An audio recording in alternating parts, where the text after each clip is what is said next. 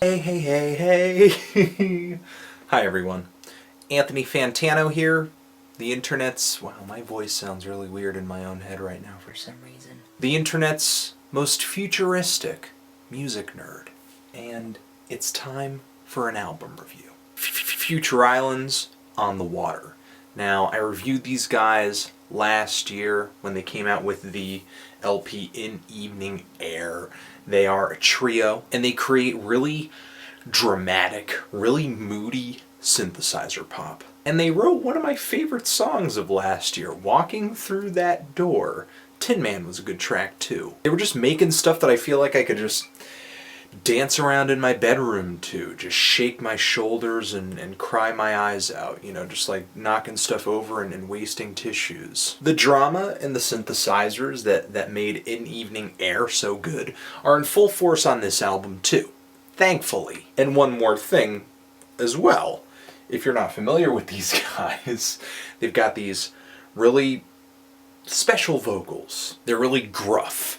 They're really dramatic, and they're kind of raspy. At this point, I think I am just maybe a little infatuated with the singer of this band. I think I will maybe listen to anything he is singing on, just because he's singing on it. He just like loads his delivery with passion, and sometimes I think I'm detecting like a kind of a forced English accent in there. When he sings, he just makes me want to start singing along, even though I have no clue what the lyrics are. He just, his delivery just makes me think whatever he's singing about is really, really important, and I need to pay attention to it. What has changed is the production is a little different this time around.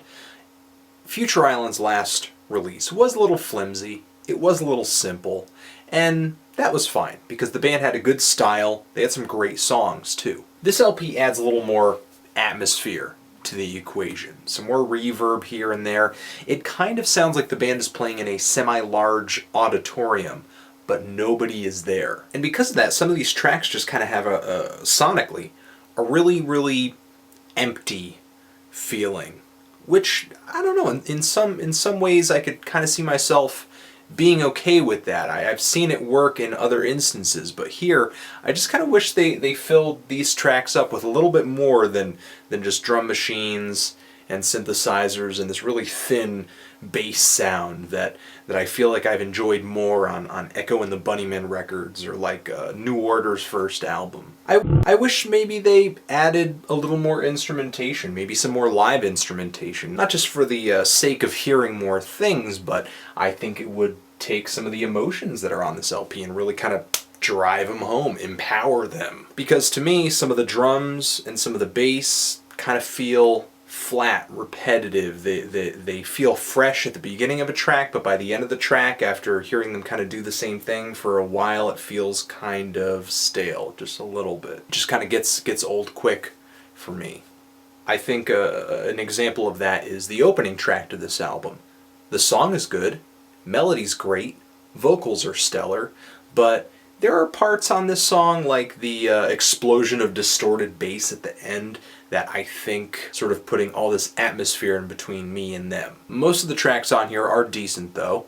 Some standouts, and the standouts for me are the ones where they're filling up this atmosphere with either some extra sounds or just by playing louder. I like the single Before the Bridge on this because they really crank the synthesizers on that one. The third track fills up the mix by throwing another voice into it, doing a nice little male-female duet that I didn't think would go over so well, but it's great. The vocals just intertwine so nicely. And the song Close to None has a really loud, energizing ending after this really long ambient synthscape that's kind of mesmerizing at the beginning. I like that progression, I like that change. For the most part, I'm into these songs. You guys already know I like the vocals, but I'm not really down with how a lot of these tracks are dressed instrumentally, I guess. I found some pretty enjoyable moments on here, but nothing that I'm going to be repeating to death like some of this band's older material. Kind of feeling a light to decent 6 on this thing, but